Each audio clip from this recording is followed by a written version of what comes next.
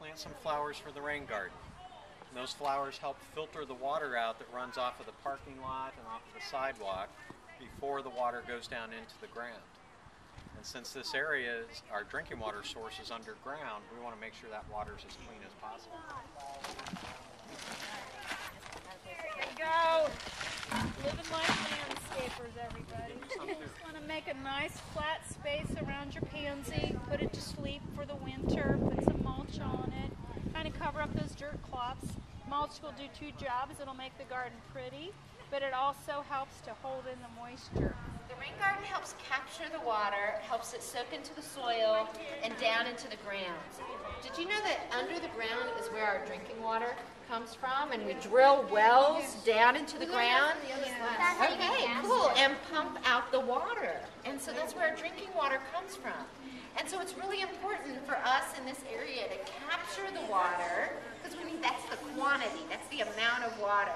And if you capture it and let it soak into the ground, it helps replenishes the water. This station is a stream table, and here we were telling the kids about some of the forces that streams do, erosion, some of the characteristics of erosion, how we can control erosion, and how streams change with water flow. Water is going through the watershed, and it's going all the non-point source pollutions are going right up. Make it rain. Squeeze it till your fingers fall off. Squeeze, squeeze. Good job. Now everything that we did is what happens every single day in our towns, in our cities, and in our country. Okay?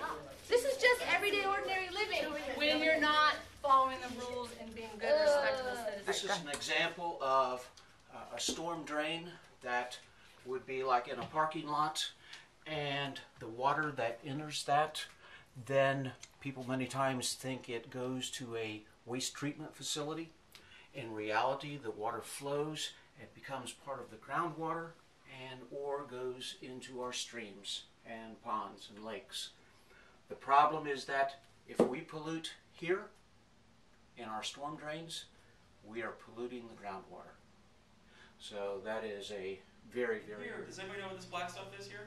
Not oil, something else. Not ink, it's carbon.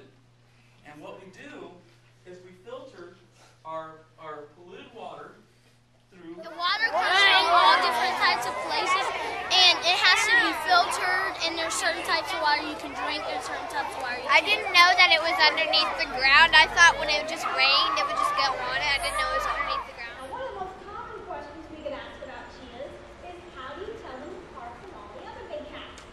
Do we know? Anybody? I didn't know cheetahs ran 70 miles per hour. That's awesome! But now I know, and their legs are like ginormous, and their faces, they have those tear stripes. Those are